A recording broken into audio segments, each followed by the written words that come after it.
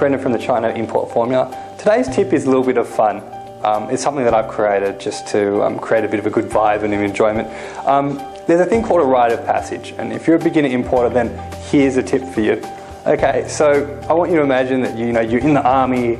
You start off as private, and then after private there's corporal, and then after corporal you become sergeant, and then lieutenant, and then colonel, and then major, and then you become the general, and then the fourth sergeant. In importing, it's quite a similar thing. I want you to imagine there are rites of passage. Now the first rite of passage, the thing you're going to start on, is just communicating with a supplier, right? That's your first stripe. Your first stripe's here. I want you to get your first stripe by emailing a factory and just talking to them, communicating, even if you don't importing. Suddenly, you're ahead of 50% of the game of people who are probably on this website looking at how to import. Secondly, receive a sample. If you receive a sample, then you're ahead of 90% of people. Get the factory to send you one copy of the product, right? You're probably going to have to pay for the shipping, and that's fine. Don't expect the factory to do something for free when they don't know you. Usually they'll give you the product for free and charge you for the shipping, and the shipping's usually more expensive anyway.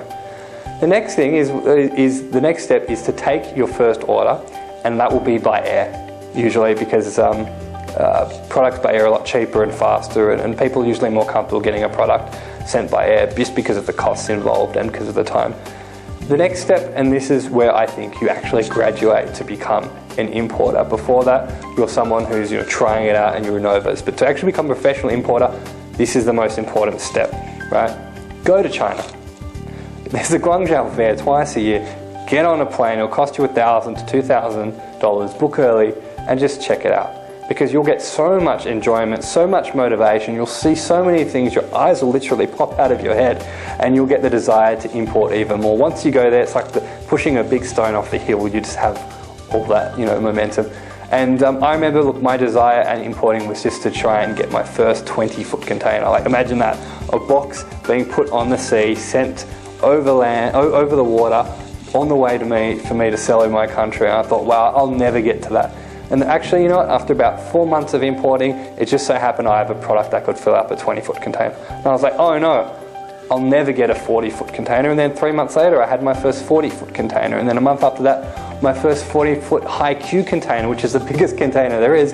And then I'd end up having 3 or 4 and sometimes up to 6 containers of the larger size in a month. Right? Because I graduated to the next step. And each step doesn't necessarily become much harder than the previous step. It's just a matter of taking it in your stride, taking baby steps, and graduating your strides. Hopefully one day you'll be a general of importing. I'm Brendan Elias. I hope you found this tip useful, and for more information, simply head over to our website. Thank you.